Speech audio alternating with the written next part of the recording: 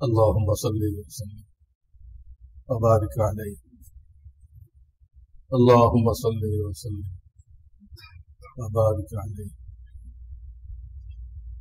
الحمد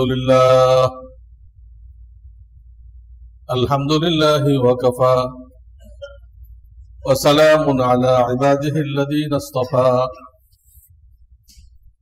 أما بعد فأعوذ بالله من الشيطان الرجيم بسم الله الرحمن الرحيم والذين هم لصلاتهم دائمون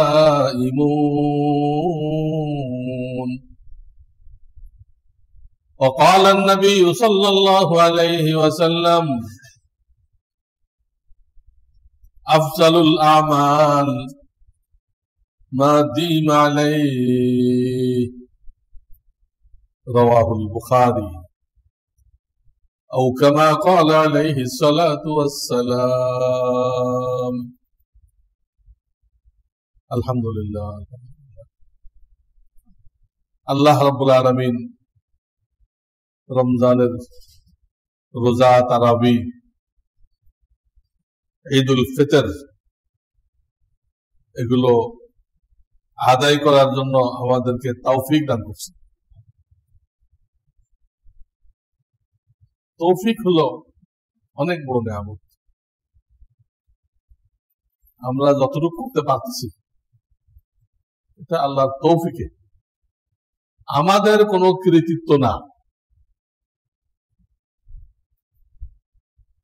আল্লাহ যদি তৌফিক উঠায় দেয় আমরা কোন নেকিও করতে পারবো না, গুনাহ থেকেও বাঁচতে পারবো না। এই জন্য আল্লাহ থেকে তৌফিক চেয়ে নিতে হবে, আর যে চায় আল্লাহ তাকে দেয়। আল্লাহর কথা হলো উদুনি আস্তাজিব লাকুম, চাও আমি দিব। এবং তিনি ওয়াদা খেলাপ করেন না, আল্লাহ তাআলা ওয়াদা খেলাপ করেন না। এটা ভিন্ন কথা যে আল্লাহর জন্য কোনো কিছু ওয়াজিব না, জরুরি না, জরুরি না। এক হাদিসে আসছে সমস্ত মানুষ যদি আল্লাহ ওয়ালা হয়ে যায়, মুহাম্মদ রাসূলুল্লাহ সাল্লাল্লাহু আলাইহি সাল্লামের মতো আল্লাহর ওলি হয়ে যায়, আর আল্লাহ তাদেরকে আযাব দেন, তো আল্লাহ জালেম সাব্যস্ত হবেন না। তার এই ইখতিয়ার আছে। এটা অনেক সূক্ষ্ম কথা, আমাদের মাথায় ঢুকবে কিনা। সব মানুষ মুহাম্মদ রাসূলুল্লাহর মতো বুজুর্গ হয়ে গেছে, এরপরে আল্লাহ তাদেরকে আযাব দিবেন, দিয়ে ধ্বংস করে দিবেন, কিন্তু আল্লাহ জালেম হবেন না। তার ইখতিয়ার এত বেশি, এত বেশি। আবার সব যদি ইবলিসের মতো হয়ে যায়, সব মানুষ আল্লাহ সবগুলো মাফ করে দিলেন, মাফ করে দিলেন, এটাও কোনো আপত্তি হবে না। এটা কেমনে করলো, কি হিসেবে করলো, কি যুক্তি আছে, কোনো আপত্তি হবে না। আল্লাহর ক্ষমতা, ইখতিয়ার এত বেশি, এত বেশি। বনি ইসরায়েলের মধ্যে এক বুজুর্গ ছিল, কোনো গুনাহ করতো না, আর এক লোক ছিল বড় পাপী। তো অনেকদিন পর্যন্ত তাকে নসিহত করছে, ভাই পাপ কাজ ছেড়ে দাও, কখন মৃত্যু এসে যায়। গুনাহ এই জন্য করা ঠিক না। আমি আগে একদিন হাদিস শুনেছিলাম যে মানুষ যখন গুনাহ করতে থাকে, গুনাহে লিপ্ত থাকে, ওই অবস্থায় ঈমান তার থেকে আলাদা হয়ে যায়, ঈমানের নূর আলাদা হয়ে যায়। তো ওই অবস্থায় যদি মৃত্যু আসে, মুমিন গুনাহ করতে কোনোদিন সাহস করবে না, এই টাইপের হাদিসের কারণে। গুনাহ করার সময় ইমান তার থেকে আলাদা হয়ে যায়। যদিও ব্যাখ্যা করা হয়েছে ইমানের নূর শক্তি আলাদা হয়ে যায়। এই হাদিসের কারণে মুমিন কোনদিন ইচ্ছাকৃত গুনাহ করবে না। আমি গুনাহ করবো, ওই অবস্থায় যদি আমার হায়াত শেষ হয়ে যায়, আমার ইমান নেই। ইমান এমন একটা দৌলত, শুধু এটা নিয়ে গেলেও জান্নাত। শরীয়তের মধ্যে ইমান কিছু বদ্ধমূল বিশ্বাস, আমানতু বিল্লাহি ওয়া মালাইকাতিহি ওয়া কুতুবিহি ওয়া রুসুলিহি, এটা ৬-৭টা বিষয় আছে। এই বিশ্বাসগুলো ইমান বলা হয়। আর উল্টা যেগুলো, সেগুলোকে বলা হয় কুফরি আকীদা, শিরকি আকীদা, মুনাফিকি আকীদা। আকীদা মানে বিশ্বাস। ইসলাম বলতেছে যদি কেউ ইমানটাকে খাঁটি করতে পারে, ইমানে কোনো ভুল নেই, ইমানের মধ্যে কোনো শিরক নেই। আপনি কালেমা পড়লেন, মাজারে যায় মাথাও টুকরাইলেন, মাজারে যায় মাথাও টুকরাইলেন, চাইলেন, তো আপনার ইমানের মধ্যে শিরক আছে। সব ঠিক যে 7টা পয়েন্ট বিশ্বাস করতে বলেছে, 7টা বিশ্বাস করে, কিন্তু আবার শিরকও করে। তো ওই ভিটামিন কোনো কাজ করবে না, ওই বিষটা কাজ করবে। ভিটামিনও খাইছে, বিষও খাইছে, তো ভিটামিনে কোনো কাজ করবে না। ভিটামিন বিষকে প্রতিরোধ করতে পারে না। তাহলে ইমানের মধ্যে যদি শিরক মিশানো থাকে, ওই ইমান গ্রহণযোগ্য না, সে চিরস্থায়ী জাহান্নামী হবে। শিরক ওয়ালার জন্য আল্লাহ তাআলা জান্নাতকে হারাম করে দিয়েছেন, হারাম।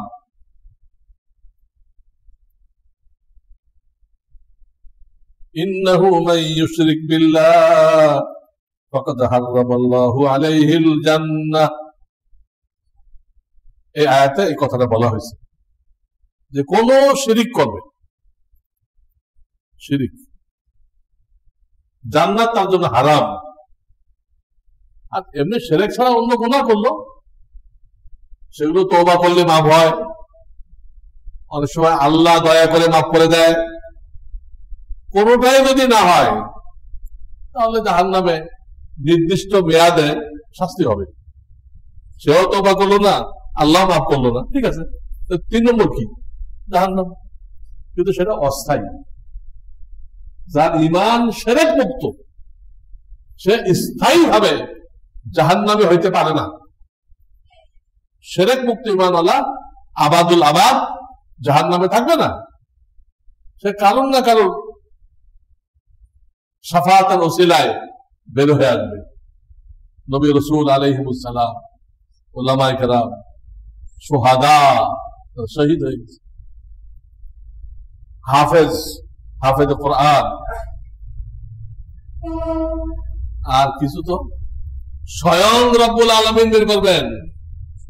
এই হাদিস আপনাদেরকে শুনেছি আমি। শাফাআতকারীরা যখন রিপোর্ট দিবে যে আল্লাহ শাফাআত করার মতো আর কেউ বাকি নেই, সবাইকে আমরা আপনার হুকুমে বের করে নিয়ে আসছি। আল্লাহ বলবেন কিছু লোক আছে যাদেরকে তোমরা চিনবে না, যাদের ইমানের সাথে সামান্য কিছু আমল আছে, এদেরকে শাফাআতকারীরা চিনবে। আর যাদের শুধু ইমান আছে, কোনো আমল নেই, করে নাই, করলেও বাতিল হয়ে গেছে, অহংকারের কারণে, রিয়া, লোক দেখানোর কারণে বাতিল হয়ে গেছে, বিশ্বাসটুকু ছাড়া কিছু নেই। এই টাইপের লোকদেরকে শাফাআতকারীরা চিনতে পারবেন। কিন্তু আল্লাহ তো সব জানেন,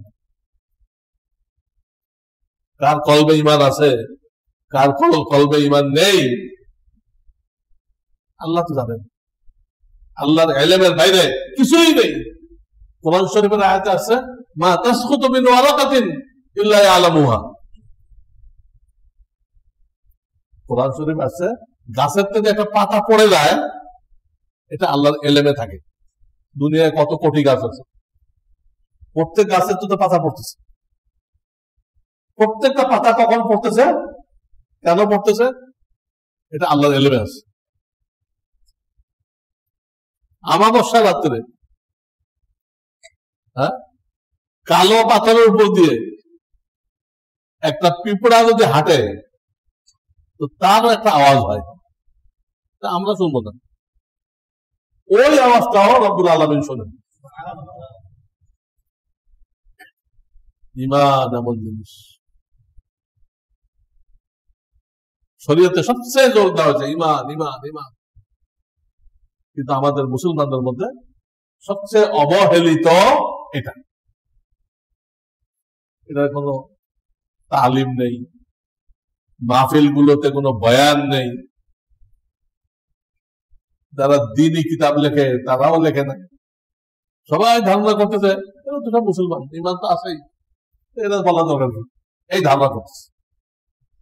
অথচ ঈমান যে 35 সূত্রে হয় না। মুমিনের ছেলে কাফের হইতে পারে,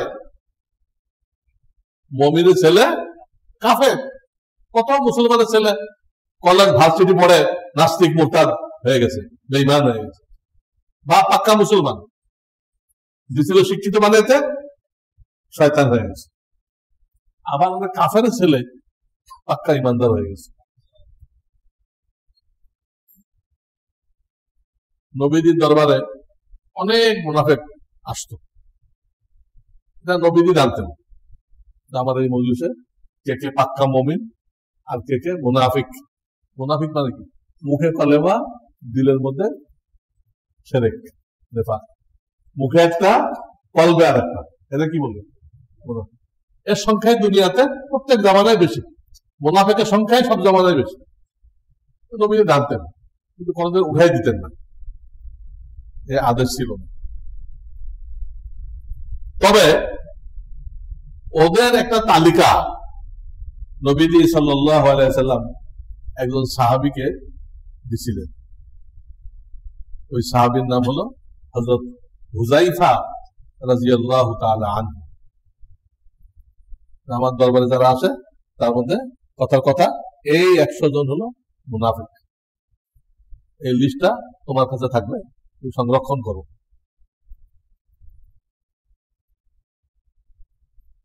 এই মুনাফিকদের যে হেড অব দি ডিপার্টমেন্ট, তার নাম আব্দুল্লাহ ইবনে উবাই। আব্দুল্লাহ ইবনে উবাই নবীদের হিজরতের আগে ফয়সালা হয়ে গেছিল তাকে মদিনার সর্দার বানানো হবে। বাহ্যিকভাবে খুব বুদ্ধি রাখত, খুব বুদ্ধি রাখত, সে মদিনার সর্দার হবে। ঠিক ওই মুহূর্তে প্রিয় নবীজি হিজরত করে মদিনায় গেছেন। নবীজি যখন গেছেন তো অটোমেটিক নবীজি কি মদিনার সর্দার। হ্যাঁ, আমরা কোন এলাকায় গেলে আমরা যেটা বলবো এটা মানতে হবে।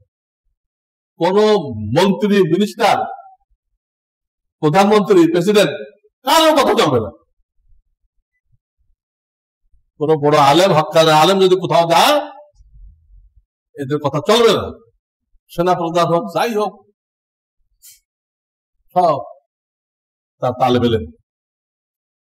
নবীজি দেওয়ার কারণে শেয়ার হইতে পারে নাই, খুব দুঃখ ছিল, কিন্তু মৃত্যু পর্যন্ত ক্ষতি করে গেছে। তার খালি একটা অবদান আছে, বদরের যুদ্ধে যে লোকগুলো ধরা পড়ছিল 100-র মতো তো কতল হয়ে গেছে, জাহান্নামে চলে গেছে, আর 100-র মতো পাকড়াও হয়ে গেছিল। যারা বন্দী হয়ে আসছে তার মধ্যে একজন নবীজির চাচা, নবীজির চাচা আব্বাস, পরে মুসলমান হয়েছে, পরে মুসলমান হয়েছেন। এই বন্ধুরা শীতে কষ্ট পাইতেছিল, এখানে রাখা হয়েছে। সবাই তো আর শীতের কাপড় আনে নাই। আব্বাসের বডি অনেক বড় ছিল, কিন্তু কারোর জামাই ওনার গায়ে ফিট হয় না, ছোট হয়ে যায়। তখন এই মুনাফিকদের সর্দার যে আব্দুল্লাহ ইবনে উবাই, এর বডিও খুব বড় ছিল, একদম ওনার সাথে মিল আছে। আর আব্বাসের বডি রাদিয়াল্লাহু তাআলা আনহু আর মুনাফিক সর্দারের বডি এক মাপের। এই মুনাফিক সর্দার ওই সময় একটা জামা নবীজির চাচাকে দিছিল। এই একটা ভালো কাজে করছে। আমি দেখাচ্ছিলাম মুসলমানের ছেলে বেঈমান হয়, আবার বেঈমানের ছেলে মুসলমান হয়। এই এত বড় মুনাফিক, তার ছেলের নাম আব্দুল্লাহ। আগের যুগে বাপের নাম ছেলের নাম এক হইতো, এখন তো এক বংশের মধ্যে দুইজনের এক নাম হইতে পারবে না। আর তখন ইমাম গাজালি, ওনার নাম মোহাম্মদ, ওনার বাপের নাম মোহাম্মদ, ওনার দাদার নাম মোহাম্মদ। ইমাম হুসাইন, তার তিন ছেলে, তিনু ছেলের নাম আলী। তিনু ছেলের নাম কি? আলী। পার্থক্য করবো কেমনে?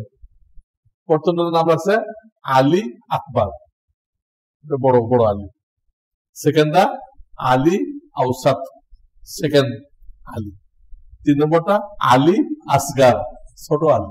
কিন্তু ওগুলো তো গুণ। আসগার আকবর তো গুণ, ও তো নাম না। নাম কি? সব আলী, সব আলী। আল্লাহু আকবার। তো মুনাফিক সর্দার নাম হলো আব্দুল্লাহ ইবনে উবাই, তো ছেলের নামও আব্দুল্লাহ। কিন্তু এই ছেলে মাশাআল্লাহ এত পাক্কা ইমানদার ছিল, তার ইমানে নবীদের কোনো সন্দেহ ছিল না, পাক্কা মুমিন। মুনাফিক সর্দারের ছেলে, তার ইমান কি? পাক্কা। যে কারণে এই মুনাফিক সর্দারকে যখন দাফন করা হইতেছিল, তো তার ছেলে নবীদিকে নিয়ে গেছেন, তো আপনি একটু থাকেন, আপনি একটু থাকেন। জানতো তার বাপ যে কত বড় দোষী, কত বড় শয়তান, ও জানতো। জানলে কি করা আছে? বাপ তো বাপ, বাপ তো বাপ, যত খারাপ হোক আপনার বাপ। এই জন্য নবীদিকে নিয়ে গেছে, যদি নবীদের ওসিলায় কিছু হয়। নবীজি নিজের জামা তাকে পরেছেন, নিজের জামা পরেছে। কি জন্য? কারণ হাসরের ময়দানে সে এটা দাবি করবে, ইয়া রাসূলুল্লাহ, আপনার চাচাকে আমি জামা দিছিলাম, ওটার প্রতিদান আমাকে দেন। তো আখিরাতে কোন কাফের মুশরিকরে কোন প্রতিদান দেওয়া হবে না, আযাব ছাড়া তারা কিছুই পাবে না, প্রতিদান দেওয়া যাবে না। এটা তো নবীজি ফাতেমাতুজ জাহরাকে বলেছেন রাদিয়াল্লাহু তাআলা আনহা। একথা ইব্রাহিম খলিলুল্লাহ তার বাপকে বলছেন, বাবা ঈমান আনেন, আমি কিন্তু আল্লাহর আযাব থেকে আপনাকে বাঁচাইতে পারবো না, ঈমান আনেন। বাপ ছিল মূর্তি বানায়, হিন্দুরা মূর্তি বানায়, আলাদা লোক আছে, যে কেউ বানাইতে পারে না, ওরা বানায়। এবং যে কোনো মাটি দিয়ে মূর্তি হয় না, পতিতালয়ের মাটি লাগে। ওদের কাছে সবচেয়ে পবিত্র মাটি হলো পতিতালয়ের মাটি। আল্লাহর জমিনের সবচেয়ে গর্ধব এই মূর্তি পূজারী, আগুন পূজারী। আল্লাহ 10 পারায় 2 বার বলছে, ইন্না শাররাদ দাওয়াব, যত প্রাণী আছে এর মধ্যে এই মূর্তি পূজকরা সবচেয়ে নিকৃষ্ট প্রাণী। শাররাদ দাওয়াব, গর্দব বললাম, গর্দবের থেকেও বেশি। তো যেহেতু আখিরাতে চাইতে পারে, জামার বিনিময়ে চাইতে পারে, ওটা নবীজি দুনিয়াতে চুকাই দিলেন, আমার জামা তোমাকে পরাই দিলাম কাপড়ের সাথে। তুমি জামা দিছিলা, তোমার জামা তোমাকে ফেরত দেওয়া হল। এবং নিজের মুখের থেকে লালা নিয়ে ওর মুখে দিছিলেন। এটা তার ছেলের সান্ত্বনার জন্য। দেখো আমার হাতে যা আছে, তোমার বাপের জন্য আমি সবটাই ব্যয় করছি, কিন্তু একে মাফ করে দেওয়া আমার হাতে না, আল্লাহর হাতে। আমি মাফ করার কেউ না, আমি এতটুকু করতে পারি। লালা তার মুখে দিচ্ছে। এমনকি নবীজি তার জানাজাও পড়েছে। হযরত ওমর তো পড়াইতে দেবে না, নবীর জামা ধরে রাখছে, হুজুর আপনি এই লোকের জানাজা পড়াইতে পারবেন না। উনি লম্বা ইতিহাস বললেন, অমুক দিন কি করছিল, অমুক দিন কি করছিল, অমুক দিন কি করছিল, মুসলমানদের কি কি ক্ষতি করছে, বিরাট খতিয়ান উনি পেশ করলেন। নবীজি একটা কথা বলেন, ওমর আমাকে আল্লাহর পক্ষ থেকে মানা করা হয়নি, এই লোকে জানাজা পড়তে মানা করা হয়নি। আর এই মুনাফিক সর্দার যদি বেহেশতে যায়, ক্ষতি কি? যাবে তো না, যাবে না। যদি যায় আমার ক্ষতি কি? সব তো আমার উম্মত, মুসলমানের উম্মত, কাফের উম্মত। মুসলমান হলো উম্মতে ইজাবাত, তারা হলো উম্মতে দাওয়াত। কিন্তু তিনি নবুয়ত পাওয়ার পরে কিয়ামত কায়েম হওয়া পর্যন্ত যত জিন ইনসান দুনিয়া আসবে সব নবীদের উম্মত, মানুক আর না মানুক, নবীদের উম্মত। হ্যাঁ, আপনি রাজাকে মানেন না মানেন, যে দেশে বাস করেন আপনি ওই রাজার করে যান, আপনি মানেন না, না মানেন, কিন্তু আপনি করে যান। নবীদের জানাজা পড়াইলেন, অমর পরে লজ্জিত হয়েছে, এটা হাদিস আছে যে উনি হলো আল্লাহর নবী, উনি যা কিছু করে আল্লাহর ইশারায় করে। আমি কে? আমি যে দামাটানি ধরলাম যে আপনি এই লোকের জানাজা পড়াতে পারবেন না, আমি ওমর কে? আমাকে অধিকার কে দিল? খুব লজ্জিত হয়েছে। নবীজি পড়ালেন, জানাজা পড়ানো শেষ, সাথে সাথে আয়াত নাযিল হয়ে গেল। আল্লাহ চাইলে এই আয়াতটা জানাজার আগেও তো নাযিল হইতে পারত, হয় নাই? পড়ানোর পরে নাযিল হয়েছে, ওয়ালা তুসাল্লি আলা আহাদিন মিনহুম ওয়ালা তাকুম আলা কবরিহি। আপনি ভবিষ্যতে কোন মুনাফিকের জানাজা পড়াইবেন না এবং তাদের কবর জিয়ারত করবেন না, কবরের কাছে দাঁড়াবেন না। এই যে ওয়ালা তুসাল্লি আলা আহাদিন মিনহুম, কোন মুনাফিকের কি পড়াবেন না, জানাজা পড়াবেন না। এবং যার সম্পর্কে জানা আছে আপনার, কারণ নিকটজন বাপ মা যেই হোক, যদি ইমান না নিয়ে মরে, বেঈমান হয়ে, তার জন্য ইস্তেগফার করা জায়েজ নেই। এই যে খমিনি মারা গেল, খমিনি, অনেক লোক জড়া হয়েছিল বাইতুল মুকাররম, খমিনির জন্য দোয়া করছে। অথচ সারা দুনিয়ার ফতোয়া দিছে যে ইরানে ইসলামী বিপ্লব হয় নাই, শিয়া বিপ্লব হয়েছে। শিয়া কোন ইসলাম না, প্যারালাল ইসলাম, ইসলামের দুশ্মন। সিরিয়াতে যেই ক্ষমতা সুন্নিদের হাতে আছে, সুন্নিদের হাতে আছে, সেই শিয়া মিলিশিয়ারা কি করছে? এক রাত্রে 500 সুন্নি মেরে ফেলছে, এক রাত্রে। মুখোশ খুলে গেছে, শিয়াদের মুখোশ খুলে গেছে, মানে সব সুন্নি একসাথে হয়ে যা শিয়া ছিল সব পশু কাটা কাটছে, পশু কাটা কাটছে। ইসলামের বহু বড় দুশ্মন, বহু বড় দুশ্মন। এটা কাফের, কাফের। আমাদের কোরআনকে মানে না, এটা অরিজিনাল না, উসমান লিখছে। অরিজিনাল না কোথায় তোমার? এলে ইরানের শিয়া সেই খমিনির জন্য দোয়া করতে গেছে। এটা ইসলামিক দল, আমি নাম বললাম না। তারা আমাদের দেশে ইসলামের হুকুমত কায়েম করতে চায়। আপনি এত বড় হারাম কাজ করতেছেন বাইতুল মুকাররমের মধ্যে, আর আপনি ইসলাম হুকুমত কায়েম করবেন?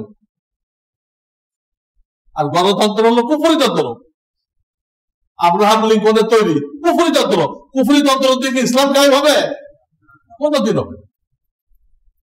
ইসলাম কারোর বানানো তরিকা দিয়ে কায়েম হবে? ইসলাম কোরআনে যে তরিকা বলা হয়েছে এই তরিকায় কায়েম হবে। তোমরা ইমান আমলের মেহনত করো, তোমাদের মেহনত যদি আল্লাহ দরবারে পর্যাপ্ত হয়, আল্লাহ তোমাদেরকে জমিনে হুকুমত দান করবেন। আগে মেহনত করো, আল্লাহর কাছে মেহনতটা পর্যাপ্ত হলে তখন দিবেন। পর্যাপ্ত হইতে হবে। আপনি চায়ের ফয়েজ ও বারাকাত চান, চা আছে না, চা পাতা যে কোনো পানির মধ্যে দিলে ওই চায়ের ফয়েজ ও বারাকাত পাওয়া যাবে নাকি ওই চায়ের চাহিদা অনুযায়ী পানিটা গরম হইতে হবে? চায়ের একটা চাহিদা আছে, চা পাতি, যেটা চা পাতি, এর চাহিদা অনুযায়ী পানিটা কি হইতে হবে? গরম হইতে হবে। তখন ওর যে ফয়েজ, ওর যে স্বাদ, ওর যে উপকার, ওটা দিবে। ঠান্ডা পানির মধ্যে টি ব্যাগ চুবাইলেন, কোনো লাভ। বোঝানোর জন্য কইলাম, ঠিক আল্লাহ দরবারে একটা খাস পরিমাণ আছে, এই পরিমাণ ইমান আমলের মেহনত হইলে তিনি ইসলামী হুকুমত দিবেন। আল্লাহর ওয়াদা কোরআন শরীফে 18 পারা সূরা নূর, ওয়াদাল্লাহুল্লাযীনা আমানু মিনকুম ওয়া আমিলুস সালিহাত লা ইস্তাখলিফান্নাহুম ফিল আরদ। আল্লাহ ওয়াদা করছেন, ইমান আমলের মেহনত করো, আমি তোমাদেরকে জমিনে কর্তৃত্ব দান করবো। আজকে যারা ইসলামী হুকুমতের জন্য লাফালাফি করতেছে, একটাও কি ইমান আমলের মেহনত করে? তাদের নিজেদের ইমান ঠিক আছে? যারা ইসলামী দল কায়েম করছে তাদের ইমান আমল ঠিক আছে? তারা দিনের উপরে কায়েম আছে? তারা চা খাইতেছে, তার একটা ছবি আসতেছে ফেসবুক। তারা নাস্তা করতেছে, তার একটা ছবি আসছে। তারা এয়ারপোর্টে বসে আছে, তার একটা ছবি আসতেছে। যা করে তার ছবি আসতেছে। ছবি কি হারাম না? অ্যানালগ ক্যামেরা হোক আর ডিজিটাল ক্যামেরা হোক, যে কোনো ক্যামেরা হোক, ছবি হারাম। এই ইসলামী হুকুমত আল্লাহ এদেরকে কেন এদের দ্বারা দিবেন? তুমি নিজে হারাম, অহরহ হারাম কাজ করতেছ, তোমাকে কেন দিবে আল্লাহ? কোন ভালো যায় এদেরকে দিবেন? কোন ইসলামী দলের তো ইমানই ঠিক নেই, ইমান একদম গলত। নবীদের ভুল ধরে, সাহাবাদের ভুল ধরে, এটা তো ইমানই নেই। আমার নাম কিন্তু ইসলাম। কতগুলো ইসলামী দলের ইমান ঠিকই নেই, আর কতগুলোর ইমান হয়তো ঠিক থাকতে পারে, কিন্তু আমলে এই অবস্থা। নামাজের ইহতেমাম নেই,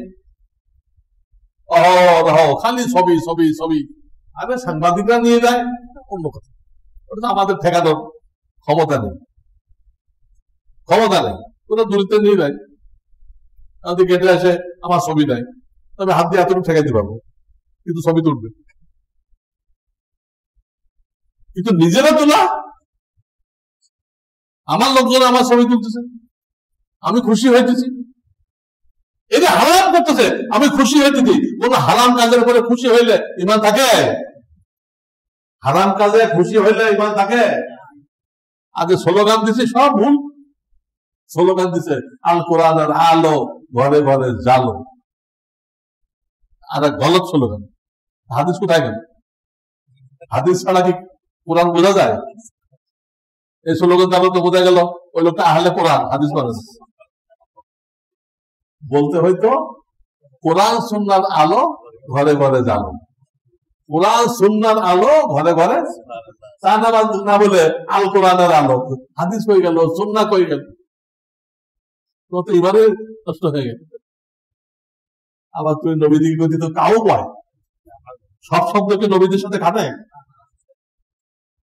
হ্যাঁ, আপনার মা সম্পর্কে কেউ প্রশ্ন করলো, তোমার সাথে মহিলা কে? এই লোক উত্তর দিছে, এটা হলো আমার বাপের বউ। কয় জুতা মারবে? বেয়াদব হয়ে শিখছ। তুমি বলতে পারলেন আমার আম্মু, কেন কইলাম বাপের বউ? অথচ সে মিথ্যা বলে দেয়। বাস্তব, একদম বাস্তব। সব বাস্তবকে বলা যাবে? কাউ কয় তো ঠিক, রাসূলুল্লাহ বকরি চলাইছে, কিন্তু আমাদের কোন সময় এটা বলা যাবে না। এই ধরনের শব্দ বলা যাবে না। মা খাদিজা সম্পর্কে উনি ভার্জিন ছিলেন না, এগুলো বলা যাবে না। বেয়াদবি, এতে ইমান নষ্ট হয়ে যায়। এবং এদের মাহফিল গুলো করতেছে সব রাজনৈতিক মাহফিল, দলের ক্যানভাস। অথচ নাম দিচ্ছে কি তাফসীরুল কোরআন মাহফিল, নাম দিচ্ছে কি তাফসীরুল কোরআন মাহফিল। চরম ধোঁকাবাজি, ধর্ম ব্যবসায়কে বলে। যদি তাফসীর মাহফিল হয়ে থাকে তো তুমি তাফসীর থেকে বলো, তাফসীরে ইবনে কাসির, তাফসীরে মাআরিফুল কোরআন, তাফসীরে মাযহারি, ওখান থেকে বলো। তুমি নাম দিচ্ছ তাফসীরুল কোরআন, আর ক্যানভাস করতেছে একটা পার্টির, তো মুনাফিকি। যেহেতু পার্টির নাম করলে লোকজন আসবে না, পার্টির নাম করলে লোকজন আসবে না, তাই লোকজনকে ধোঁকা দেওয়ার জন্য তারা কি করতেছে, ওই পার্টির নাম না দিয়ে কি নাম দিচ্ছে, তাফসীরুল কোরআন। মওদুদি জামাত এই কাজটা করে। আহলে হাদিসরা এই কাজটা করে। আর যারা সহিহ আকীদা তারাও কেউ কেউ করে, না বুঝে করে। ওরা বুঝে করে, এরা না বুঝে করে। শব্দটা শুনতে ভালো, শব্দটা শুনতে তো তাফসীরুল কোরআন। এক বক্তা 20 লক্ষ লোকের মাহফিলে গেছে তাফসীরুল কোরআন করতে। কি তাফসীরুল কোরআন বললেন? তার তাফসীরুল কোরআনের সারমর্ম হলো যে আমাদেরকে বিদেশে দক্ষ কারিগর পাঠাইতে হবে। এই হলো তাফসীরুল কোরআন। আমরা যে জনশক্তি রপ্তানি করি, তো বিদেশে কি করতে হবে? আনাড়ি কারিগর পাঠাইলে হবে না, দক্ষ কারিগর পাঠাইতে হবে, এক্সপার্ট। এটা কোন আয়াতের তাফসীর? 20 লক্ষ লোক জমা করছে, এক গাধা। সে ওই পার্টি করে, গোমরা পার্টি। এই পার্টি প্রচারের জন্য এই নাম দিয়ে পুরুষ মহিলা সব জড়ো করছে।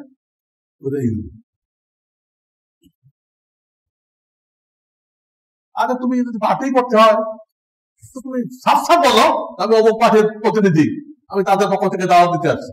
যে মানে মানবে, না মানে না মানবে, ধোঁকাবাজি করতেছো কেন? হ্যাঁ,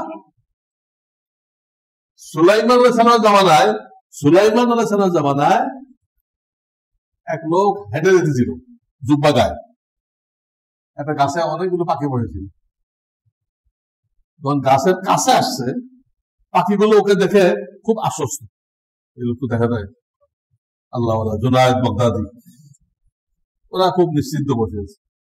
যে গাছের কাছে আসছে, সেই জামার ভিতর থেকে সে একটা ধনুক বের করছে। 3 ধনুক থাকে না, বের করে ফেলে দিয়েছে। দিলে অনেকগুলো পাখি একসাথে পড়ে গেছে, আহত হয়ে পড়ে গেছে। ও বস্তাবন্দি করে বাড়ি হয়ে গেছে। এখন বাকি পাখিরা হযরত সুলাইমান আলাইহিস সালামের কাছে বিচার দিচ্ছে ওই দরবেশের বিরুদ্ধে, আমাদেরকে এইভাবে মারছে। তো সুলাইমান আলাইহিস সালাম তাকে ডাকলেন, আপনি ওদেরকে মারলেন কেন? ওরা পাখি, আল্লাহ হালাল করছে আমাদের জন্য, তো আমি হালাল জিনিস স্বীকার করছি, আপত্তি কি হলো? হালাল জিনিস আল্লাহ স্বীকার করার অনুমতি দিচ্ছে। কিন্তু বন্দুক দিয়ে অনেকে বক মারে, পাখি মারে, হারাম নাকি? তা হালাল, আপত্তির কি? এই জবাব দিল। তখন সুলাইমান আলাইহিস সালাম পাখিদেরকে বললেন, উনি তো আল্লাহর হুকুম মতো হালাল রিজিক অর্জনের জন্য ওগুলো স্বীকার করছে, আপত্তি কি? তখন পাখিরা বলল, উনি যে আমাদেরকে স্বীকার করছেন, আমাদের এক দলকে, এটা আমাদের কোনো আপত্তি নেই, আমরা মানুষের জন্য হালাল। আমাদের আপত্তি হলো উনি যখন স্বীকার করবেন তো উনাকে শিকারের আকৃতিতে আসতে হতো। কিসের আকৃতি? উনি শিকারের আকৃতিতে আসতেন, আমরা প্রস্তুতি নিতাম। আসার আগেই আমরা ওই গাছ ছাড়ি, হাতে 3 ধনুক দেখতাম, আমরা বয়ে থাকতাম না, আমরা যান বাঁচানোর ব্যবস্থা করতাম। কিন্তু উনি তো জুব্বা গায়ে দিয়ে জুনায়েদ বাগদাদি শুরু করতেন। এই ধোঁকাবাজি করলেন কেন? আমরা এটার বিচার চাই। ধোঁকাবাজি তো জায়েজ নেই, যা করবেন ওপেন করেন, ধোঁকাবাজি নেই। পাখিরা এটা বলল। তখন সুলাইমান আলাইহিস সালাম বললেন, তারা তো এই অভিযোগ করছে, ওই দরবেশের কাছে এটার কোনো জবাব নেই, ধোঁকা দেওয়া হয়েছে, এটা কোনো জবাব। পাখি মারছে, এটা কোনো দোষের না, কিন্তু শিকারের আকৃতিতে কেন যায় নাই? আর এক লোক এক বাচ্চার দরবারে দেয়, খুব প্রশংসা গাথা কবিতা পড়ছে। এগুলো পড়লে সাধারণত বাচ্চারা অনেক হাদিয়া তোফা দেয়। কি কারণে দেয় নাই? এটা দেয় নাই। তো জিজ্ঞেস করলো, বাচ্চা যাবা না, সবাইকে তো দেন আপনি, তো আমাকে তো দিলেন। বাচ্চা বলতেছে, তুমি কিছু একটা করে দেখাও, যাতে আমি বুঝি তোমার ভিতরে যোগ্যতা আছে। কিছু একটা করে দেখাও আমাকে, তাহলে তোমাকে দিব। দূরে কোন একটা এলাকায় দেয়, খানকা বানায় পীর হয়েছে, পাগড়ি টাগড়ি বেঁধে পীর হয়েছে। লোকজন তো এত তাকি করে না, কে তারা খেলাফত দিছে, পীর হল, পীর হয়েছে, সবাই মুরিদ হইতেছে, সব ইল্লাল্লাহ ইল্লাল্লাহ করতে আছে। অনেকদিন পরে বাদশাহ ওই এলাকায় গেছে কোনো কাজে, এলাকায় যে শুনলো তোমাদের এলাকায় কোনো বুজুর্গ আছেন, তো সবাই ওর নাম বলছে, হ্যাঁ একজন এটা তো যাওয়ার দরকার। ঠিক আছে, ওর সাথে দেখা করছে, তখন কিন্তু বাদশাহ ছেড়ে দেয় সেই লোকে, ও বাদশাকে চিনছে কিন্তু বাদশাহ ওকে ছেড়ে দেয়, ওর কাছে দোয়া টোয়া চাইয়ে দিয়েছে এবং এক ব্যাগ স্বর্ণ মুদ্রা হাদিয়া পেশ করছে, লাঠি মেরে ফেলে দিচ্ছে। আল্লাহ আল্লাহ তোমার এই স্বর্ণ মুদ্রা টুকটা না দাও, ধুলে দাও, স্বর্ণ মুদ্রা লাঠি মেরে ফেলে দিচ্ছে। সাংঘাতিক আল্লাহ। যাক, বাচ্চা চলে গেছে, টাকাটা দিলে গ্রহণ হয় নাই। এর কিছুদিন পরে আবার বাচ্চার সাথে দেখা করতে আসছে, আগে বলতেছে, বাচ্চা আপনি আমাকে বলছিলেন তুমি কিছু একটা করে দেখাও, তাহলে আমি তোমাকে হাদিয়া দিব। আমি তো করে দেখাইছি আপনাকে, আমাকে সে হাদিয়াটা দেন। কি করে দেখাচ্ছি? আপনি অমুক এলাকায় গেছিলেন না? গেছিলাম তো। ওখানে এক আল্লাহওয়ালা কাছে গেছিলেন না? গেছিলাম তো। আমার হাদিয়া দেয় নাই আমার। ওই পীর কে ছিল? আমি তো ছিলাম। ওই পীর তো আমি ছিলাম। তাহলে আমি কিছু করে দেখাইছি, এখন দেন আমাদের। বাচ্চা তুমি হাদিয়া দিতে আসছো, তোমার তো আমি এক ব্যাগ স্বর্ণ মুদ্রা দিয়েছিলাম, ওটা রেখে দিলে তো হয়ে যেত, তোমার চাওয়াই লাগতো না, ওটা দিয়ে কয়েক পুরুষ চলতো, ওটা রেখে যাও না কেন? তো বাচ্চা তখন আমি যে সিন ক্রিয়েট করতেছিলাম, ওই সিনের সাথে ওটা রেখে দেওয়াটা খাটে না। আমি তো দেখাই হক্কানি পেলাম, আমাদের তো টাকার ব্যাগ রেখে দেয়, তো হক্কানি হয় না, হক্কা হয়, হুক্কা। ও যে অ্যাক্টিং করতেছিল তার সাথে ওই ব্যাগটা রেখে দেওয়াটা খাটে না, এই জন্য আমি রাখিনি। সঠিকভাবে করতে হবে, পীরগিরি যখন করতেছে পীরগিরি সঠিকভাবে করতে হবে, যত সে পীর কিছুই না, পীরের নকল করতেছে। বাচ্চা দেখলে হ্যাঁ তার কথা তো ঠিক, পরে তাকে কিছু পুরস্কার দিল আর কি, পুরস্কার দিল, বুঝাই দিতে দুনিয়াতে কত কাছে ধোকা যে আছে। এই আল কোরআনের আলো, এটাও ধোকা। কিছু ইংরেজি বলতে পারলে বিরাট তফসিল, আরে ইংরেজি বলার সাথে তফসিল কি হলো? মানুষ কত বোকা। নবীদিকে কাউবাই বলা, ইমান থাকে না, নিজেও ইমান হারাইতেছে, বেয়াদব হইতেছে, মানুষকে বেয়াদব বানাইতেছে। আবার তাফসিরুল কোরআন মাহফিল নাম দিয়ে পার্টির কাজ করা, তাফসিরুল কোরআন নাম দিয়ে কিসের কাজ করা? পার্টির ক্যানভাস করা, এটাও যায় না। পার্টির ক্যানভাস করতে হলে পার্টির ব্যানারে আছে, আমি অমুক পার্টি থেকে আসছি, তাফসির মাহফিল বলেন না, মানুষের ধোকা দিয়েন না। আমার প্রিয় মুর্শিদ হযরত মাওলানা শাহ আবরারুল হক সাহেব, আবরারুল হক সাহেব নফরাল্লাহ বারকাতাহু, তিনি আমাদেরকে বলতেন, বারবার বলছেন, তোমরা যে বার্ষিক মাহফিল করো, এই বার্ষিক মাহফিলে কোনো চান্দা কালেকশন করবে না। কেন? তোমরা পোস্টারে লেখো বিরাট ওয়াজ মাহফিল, ওয়াজ শোনো, যা লিখছো জাতির সাথে লিখে ওয়াজে করছো, ওয়াজে রক্ষা করো, ওয়াজ শোনাই দাও। টাকার দরকার, মাদ্রাসা চলতে টাকা লাগবে, এই জন্য পরামর্শ সভা ডাকো, দেখে কিছু চা পানি খাওয়াই, বলো ভাই এই মাদ্রাসা চাউল নেই, আপনারা যে যা পারেন দেন। পরামর্শ সভা, ওয়াজ মাহফিল না, ওয়াজ মাহফিল না, পরামর্শ সভা ডাকো। কিন্তু পোস্টারে লিখবা বিরাট ওয়াজ মাহফিল, পরে সেটা বানাই ফেলবা বিরাট কালেকশন মাহফিল, বিরাট কালেকশন মাহফিল। এই জাতির সাথে প্রতারণা করবো না, এই ধোকাবাজি করবো না, যা লিখছো ওটা করো। ওয়াজ মাহফিলে কোনো কালেকশন নেই, কোনো মারহাবা নেই, কোনো জিন্দাবাদ মুর্দাবাদ নেই। এই যে দোয়া করে কাউকে জান্নাতে পাঠিয়ে দেয়, কাউকে জান্নাতের অপাঠে দেয়, দোজখে ফেলে দেয়। উত্তরায় খতম করছে, খতম করে 10,000 টাকা চাইছে। ঈদের ছুটি ছিল, ওদের ঘরে 10,000 টাকা হয় না, 10,000 টাকা হয় না, 9,000 টাকা হয়েছে। এখন কার বাড়ি তার নাম পেলে চিনবেন কিছু, সে এত নাম করা নায়ক, সবাই নাম পেলে চিনবে। তো ওই 9,000 টাকা দিয়ে মাপছে, এই মুহূর্তে ঘরে তো টাকা নেই, এটা নেই। পরে নেতাজি যে রাগ হয়ে গেছে, ফের দরকার এই মুর্দা কই যাবে আমরা জানি না, জান্নাতে যাবে না জাহান্নামে যাবে আমি জানি না, এদেরকে বলছে আমি 10,000 টাকা দিতে, এরা 9,000 টাকা দিচ্ছে, ফের দরকার এই মুর্দা কই যাবে, বেসতে যাবে না দোলকে যাবে আমরা জানি না। আবার দোয়া শুরু করতেছে, পরে তোর থামা হুজুর আর দোয়া করেন না, দোয়া করবো আমরা 1,000 টাকার ব্যবস্থা করতেছি। পরে পাশের বাড়ির থেকে 1,000 টাকা ধার করে এনে ওই মুর্দা দোজকে দিতেছিল।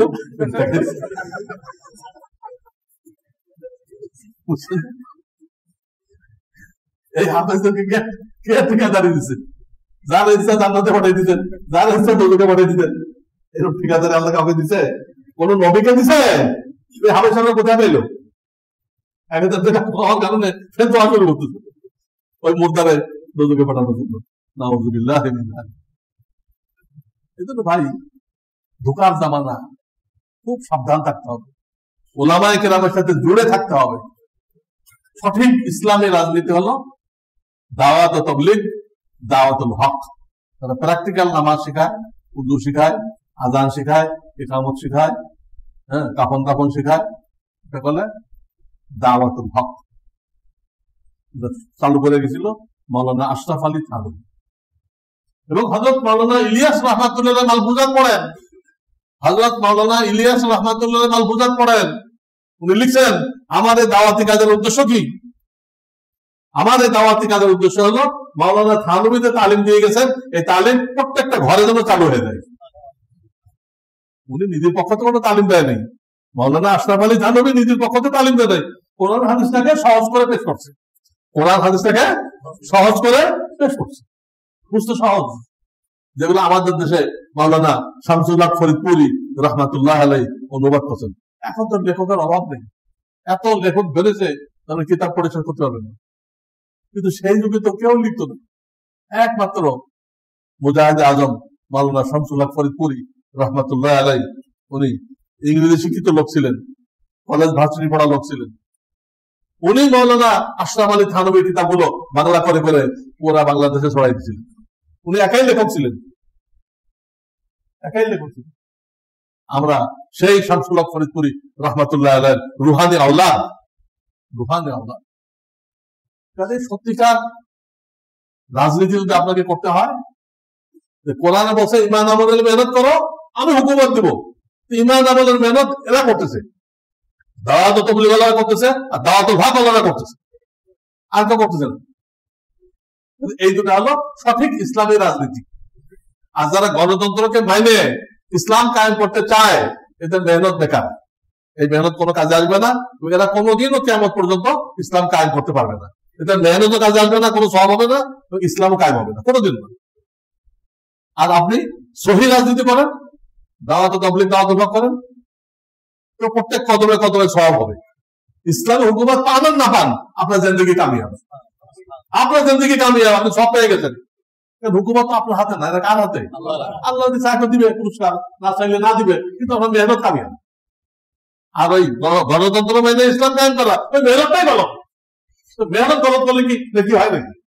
গলত মেহনত করলে নাকি হয়? ধোঁকার মধ্যে আমরা আছি। আল্লাহ আমাদের সহি বুঝ দান করুন। এবং রমজানে আল্লাহ আমাদেরকে তৌফিক দিয়েছিলেন, আমরা গুনাহ থেকে বাঁচার চেষ্টা করছি না, এইটা ধরে রাখতে হবে। রমজান তো ট্রেনিং কোর্স ছিল, গুনাহ থেকে কেমনে বাঁচবো তার ট্রেনিং কোর্স, এটা আমরা ধরে রাখি। এই না খালি রমজানে গুনাহ থেকে বাঁচতে হবে, রমজান চলে গেছে সব গুনাহ আবার শুরু করে দেবো, তাহলে কি ট্রেনিং দিবেন? কাজে ওই জিনিসটাকে ধরে রাখতে হবে, জেনে বুঝে গুনাহ করা যাবে না। কারণ গুনাহ করার সময় ঈমান থাকে না, ওই সময় যদি মৃত্যু আসে ঈমান ছাড়া মরে গেল। যে ঈমান দিয়ে বেঁচতে যাবেন, শুধু আমল দিয়ে কেউ বেঁচতে যেতে পারবে না, শুধু আমল দিয়ে কেউ বেঁচতে যেতে পারবে না, কিন্তু শুধু ঈমান দিয়ে বেঁচতে যেতে পারবে, সেই ঈমানই শেষ হবে। আল্লাহ আমাদের সবাইকে ঈমানের হেফাজত করা, আর রমজানে গুনাহ থেকে বাঁচার জন্য যে সাধনা করছি, সেই সাধনার উপরে কায়েম থাকার এবং ইসলামের নামে যে ধোঁকাবাদী চলতেছে তার কিছু নমুনা আপনাদেরকে দেখাইলাম, এই ধোঁকাবাদী থেকে আমাদেরকে বেঁচে থাকার তৌফিক দান করেন। ওয়া আখিরু দাওয়ানা আনিল হামদুলিল্লাহি রাব্বিল আলামিন।